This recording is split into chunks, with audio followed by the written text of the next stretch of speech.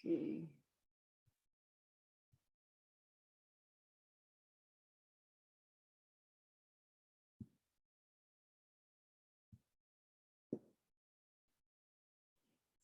Ya, selamat bertemu kembali untuk kita semua. Saat ini kita akan memulaikan kuliah kita dengan judul fitofarmaka. Tapi perlu diperhatikan buat Anda semua bahwa mata kuliah yang Anda kontrak itu adalah benar mata kuliah yang Anda maksud dengan memperhatikan kode mata kuliah. Dan kode mata kuliah fitofarmaka saat ini adalah VAR 3712 dengan 2 dosen pengampu, saya sendiri dan Ner Hengki Rotinsulu. Nah, dalam kuliah fitofarmaka ini ada beberapa hal yang perlu diperhatikan. Pertama, tentang kehadiran 100%. Artinya kalau sepanjang 16 kali pertemuan itu kita hadir, itu lebih bagus. Tapi kalau seandainya mungkin kita punya halangan atau kita sakit, kita masih punya kesempatan minimal 80%. Jadi kita punya 3 kesempatan untuk misalnya tidak dapat hadir dalam kuliah ini. Nah, selanjutnya, hal yang perlu diperhatikan adalah membaca materi sebelum perkuliahan dimulai. Artinya, pada saat perkuliahan, misalnya perkuliahan minggu depan, Anda itu harus membaca materi.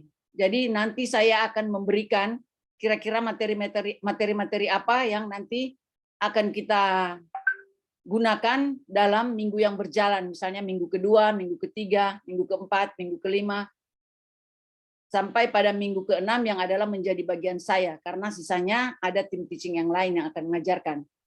Dan dalam perkuliahan saya itu kita ada diskusi. Jadi ada presentasi tiap kelompok.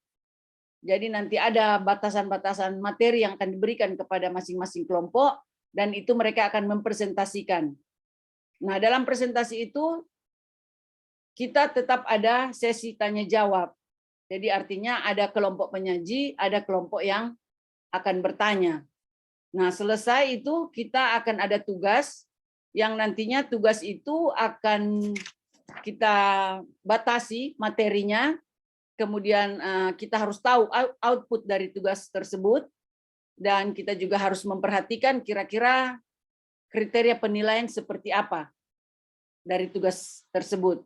Dan yang paling penting adalah jangan lupa mengisi presensi di portal di tiap akhir pertemuan. Jadi nanti saya akan memberikan kode presensinya dan Anda sendiri akan mengisi kode presensi tersebut.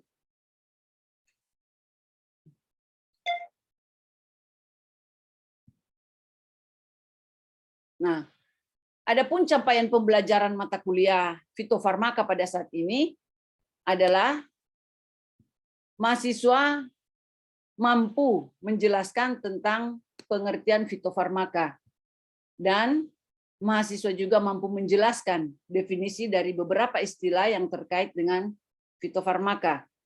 Dan yang ketiga adalah mahasiswa mampu menjelaskan cara yang aman dalam pengolahan dan pemanfaatan obat yang bersumber dari bahan alam.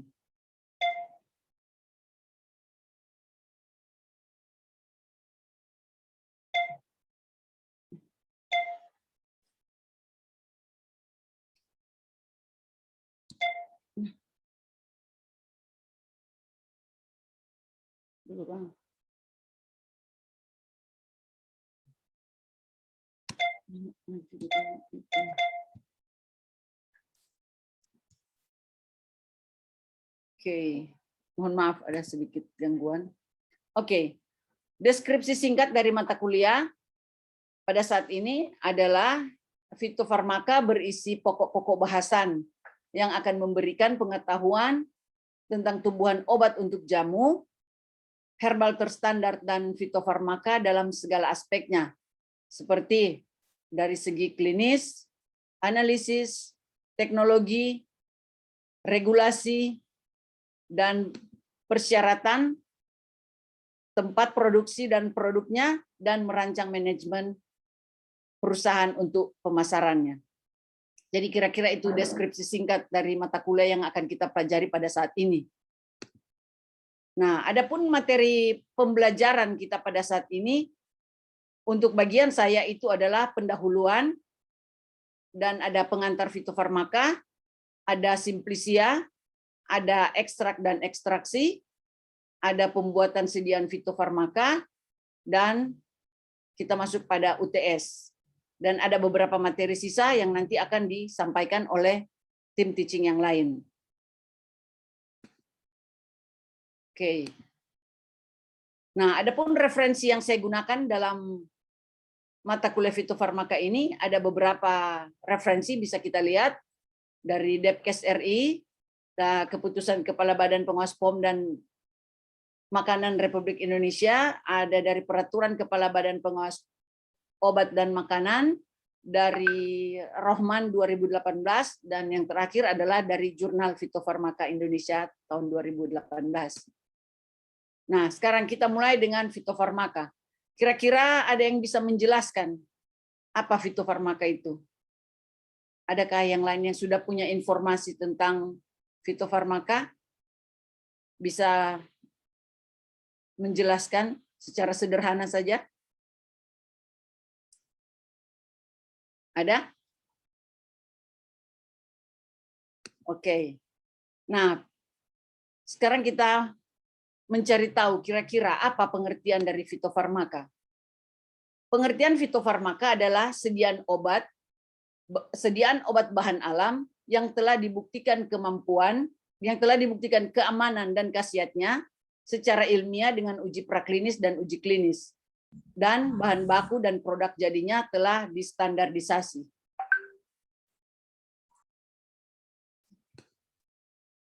Adapun jenis-jenis pengujian, ada uji fitofarmaka, meliputi uji toksisitas, uji farmakologi, farmakologi eksperimental, dan uji klinis fitofarmaka. Dan ada juga uji farmakologi eksperimental, merupakan pengujian pada hewan uji yang bertujuan untuk memastikan khasiat obat fitofarmaka dari suatu bahan obat. Dan ada juga yang sudah disebutkan tadi, ada uji praklinis, merupakan pengujian khasiat bahan alam yang diujikan atau dilakukan terhadap hewan uji. Sederhananya, uji praklinis itu diujikan ke hewan, sedangkan untuk uji klinis diujikan atau dilakukan terhadap manusia. Dan uji ini untuk mengetahui atau memastikan adanya efek farmakologi, tolerabilitas, keamanan dan manfaat serta khasiat klinis untuk pencegahan penyakit, pengobatan atau gejala penyakit sebelum digunakan secara luas. Nah, untuk bahan baku fitofarmaka dapat berupa simplisia atau sediaan galenik. Nah, bahan baku fitofarmaka harus memenuhi persyaratan yang tertera dalam Farmakope Indonesia, Ekstrak Farmakope Indonesia, Materi Medika Indonesia, dan ketentuan atau persyaratan lain yang berlaku. Dan untuk komposisi, fitofarmaka terdiri dari satu simplisia atau sediaan galenik. Dan sedangkan ramuan dapat terdiri dari beberapa simplisia sediaan galenik dengan ketentuan tidak boleh lebih dari 5 simplisia atau sediaan galenik. Nah, simplisia yang akan digunakan sebaiknya sudah diketahui khasiatnya dan keamanannya berdasarkan pengalaman. Jadi lebih baik kalau seandainya kita menggunakan, biasa ada orang yang lebih tua, itu pengobatan secara tradisional, mereka merekomendasikan misalnya kita menggunakan tumbuhan A untuk mencegah penyakit diabetes misalnya, untuk hipertensi misalnya. Jadi lebih baik simplisia yang akan kita gunakan sebaiknya sudah diketahui khasiatnya dan keamanannya berdasarkan pengalaman. Dan juga penggunaan zat kimia yang berkhasiat tunggal dan murni dilarang, tidak diperbolehkan dalam fitofarmaka. Jadi hal yang paling penting yang kita perhatikan dalam fitofarmaka ini adalah tidak diperbolehkan dalam penggunaan bahan-bahan kimia pada komposisinya. Nah, persyaratan untuk jamu dengan syarat sudah dilakukan uji toksisitas dan uji farmakologi eksperimental pada hewan uji. Sedangkan untuk fitofarmaka dengan syarat sudah dilakukan uji toksisitas, uji farmakologi dan eksperimental, dan uji klinis. Nah, untuk fitofarmaka harus memenuhi syarat. Pertama, aman sesuai dengan persyaratan yang ditetapkan. Dan klaim khasiat harus dibuktikan berdasarkan uji klinik. Dan telah dilakukan standarisasi terhadap bahan baku yang digunakan dalam produk jadi, serta memenuhi persyaratan mutu yang berlaku. Nah, prioritas pemilihan fitofarmaka. Bahan baku relatif mudah diperoleh, didasarkan pada pola penyakit di Indonesia, perkiraan manfaat terhadap penyakit tentu cukup besar, memiliki rasio risiko dan kegunaan yang menguntungkan penderita. Selanjutnya merupakan satu-satunya alternatif pengobatan. Adapun bentuk sediaan fitofarmaka, ada sediaan oral, terdiri dari sebuk, rajangan, kapsul, pil, sirup, dan sediaan terdispersi. Sedangkan untuk sediaan topikal, terdiri dari salep atau krim, suppositoria, dan linimenta, dan juga bedak. Nah, ini adalah contoh label kemasan untuk fitofarmaka. Jadi ada lambang hijau dengan latar belakang putih bertuliskan fitofarmaka. Jadi kita harus tahu berat bersihnya berapa, nama obat tradisionalnya apa, nama dagangnya apa, tanggal registrasinya apa, dan alamat di mana pabrik pembuatan obat tersebut. Jadi kita perhatikan untuk lambang fitofarmaka adalah warna hijau bulat dengan latar belakang putih. Nah, untuk kemasan dan brosur dari fitofarmaka itu mencantumkan tulisan fitofarmaka seperti yang sudah saya jelaskan tadi dengan warna hitam di atas dasar warna putih atau warna lain yang mencolok kontras. Logo jari-jari daun yang kemudian membentuk bintang terletak dalam lingkaran ditempatkan pada bagian atas sebelah kiri wadah atau pembungkus atau brosur dicetak dengan warna hijau di atas dasar putih atau warna lain yang mencolok kontras dengan warna logo. Nah, lebih jelas kita bisa lihat ini logo fitofarmaka seperti yang sudah disebutkan tadi, berlatar belakang putih dengan ada lingkaran warna hijau dan ada gambar berwarna hijau juga di dalamnya. Nah, adapun produk fitofarmaka yaitu seperti yang kita lihat nama produk di sini ada Stimono, Exgra, itu ada dalam bentuk sediaan kapsul, ada dalam kapsul dan sirup, ada yang cuma dalam bentuk kapsul. Nama pabrik Nyonya Mener, PT Dexa, dan sebagainya. Dan juga ada tertulis indikasi misalnya untuk pengobatan nyeri sendi, untuk imodulator, pengantar sistem imun, untuk disfungsi ereksi dengan atau tanpa ejakulasi dini, ini obat untuk orang dewasa, dan untuk menurunkan tekanan darah, ini untuk umum, karena biasanya juga orang dewasa kebanyakan yang hipertensi, tapi tidak menutup kemungkinan juga ada anak-anak yang ada kelainan sedikit mungkin mengalami hipertensi. Nah, ini ada perbedaan obat tradisional dan obat fitofarmaka. Dapat kita lihat bahwa obat tradisional itu digunakan dalam upaya pengobatan sendiri, sedangkan untuk obat fitofarmaka digunakan dalam upaya pelayanan kesehatan formal. Yang kedua, obat tradisional khasiat berdasarkan pengalaman empiris atau turun-temurun, sedangkan untuk khasiat fitofarmaka berdasarkan penelitian uji ilmiah. Ada uji klinis, uji toksisitas, uji farmakologi. Dan untuk tujuan penggunaan obat tradisional untuk promotif. Dan juga kalau untuk fitofarmaka tujuan penggunaan untuk kuratif atau pengobatan penyakit, anti hipertensi, anti diabetes. Dan untuk obat tradisional indikasi dan parameter pengujian tidak jelas, sedangkan untuk fitofarmaka indikasi dan parameter pengujian itu jelas. Dan yang terakhir untuk obat tradisional adalah bahan baku belum terstandarisasi. Sedangkan untuk bahan baku fitofarmaka sudah terstandarisasi. Nah, kalau kita bicara jenis-jenis obat tradisional yang dikembangkan menjadi fitofarmaka, itu tertuang dalam lampiran Permenkes RI nomor 760 tentang daftar obat tradisional yang harus menjadi fitofarmaka.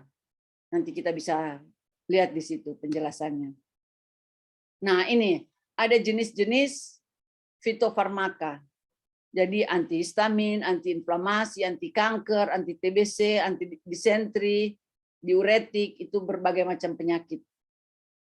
Berbagai macam obat untuk anti penyakit yang sudah saya sebutkan tadi. Nah, adapun contoh-contoh produk fitofarmaka seperti ini. Stimuno, itu di bagian kiri atasnya ada lambang hijau yang sudah saya tunjukkan tadi. Juga ada Stimuno Forte, ini untuk orang dewasa. Dan ini yang satu, yang terakhir ini juga obat untuk membantu meningkatkan kadar albumin pada kondisi hipoalbumin.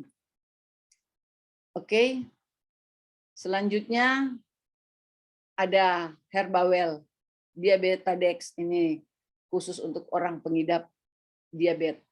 Salah satu contoh produk-produk fitofarmaka. Oke, terima kasih. Mungkin ada yang mau bertanya, dipersilahkan.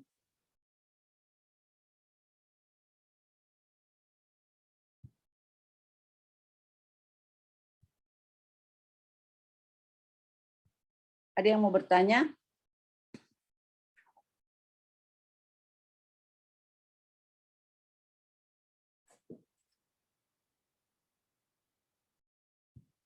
Ada yang mau bertanya tentang penjelasan tadi? Kira-kira seperti apa? Permisi, Enci. Ya, silakan. Enci izin bertanya, apa beda jamu dan sediaan fitofarmaka, Enci? Terima kasih. Oke, ada lagi yang mau bertanya? Permisi, Ci. Ya. Jadi menurut satu artikel yang saya baca, Ci, bahwa fitofarmaka itu berpotensi jadi produk farmasi utama dalam negeri, yang dimana pengembangan fitofarmaka jadi salah satu fokus utama pemerintah untuk mengatasi impor obat. Nah, tentunya seperti yang Ci jelaskan tadi di slide, bahwa dalam proses pengembangan tersebut tidaklah mudah, harus melewati yang namanya uji klinis.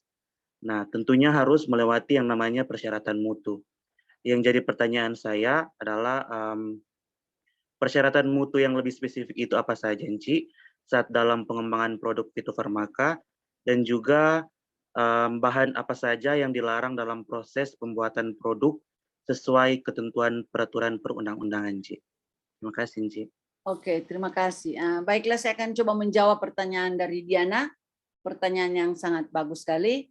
Itu jamu dan fitofarmaka. Kalau jamu dengan syarat sudah dilakukan uji toksisitas dan uji farmakologi eksperimental pada hewan uji. Sedangkan untuk fitofarmaka sudah juga dilakukan uji toksisitas, uji farmakologi eksperimental dan uji klinis. Jadi kalau jamu itu cuma berdasarkan pengalaman orang-orang yang lebih tua. Misalnya, oh kalau orang bikin jahe mungkin bisa bikin segar tenggorokan gitu. Tapi kalau yang farmakologi itu sudah melalui beberapa proses pengujian, sudah ada uji klinis dan sudah ada uji praklinis dan sudah ada uji klinis. Dan untuk Brian, pertanyaannya, kalau Enci tidak salah dengar, menurut Enci, kira-kira itu semua bahan baku itu harus terstandarisasi pertama. Itu yang paling penting kalau di fitofarmaka. Jadi kalaupun ada bahan-bahan yang tidak terstandarisasi, berarti kita belum bisa golongkan itu ke fitofarmaka. Penggunaannya untuk fitofarmaka belum bisa. Dan bahan-bahan yang paling dilarang dalam penggunaan pada fitofarmaka itu adalah penambahan bahan kimia. Karena kalau pada fitofarmaka itu 100% murni dari bahan alam, tidak ada penambahan bahan kimia. Kalau sudah ada penambahan bahan kimia itu mungkin sudah bukan fitofarmaka lagi penyebutannya, mungkin sudah lain dari itu penyebutannya. Oke, kira-kira boleh begitu Brian dan Diana? Boleh, Ci. Boleh, Ci. Oke. Terima kasih atas kehadiran Anda semua pada kelas kita hari ini. Dan minggu depan Enci akan ada kelas diskusi dan Enci akan memberikan materi itu di portal kalian dan mungkin kalian bisa mengecek dari portal. Dan sebelum Enci lupa, tolong mengisi presensi yang ada di portal, nanti Enci kirim kode presensinya. Oke? Terima kasih atas kehadiran Anda semua. Jaga kesehatan. Nanti kita ketemu lagi minggu depan. Terima kasih, Enci. Ya, Terima kasih, terima Ci. kasih. Terima kasih Ya. banyak, Terima Ci. kasih, Enci.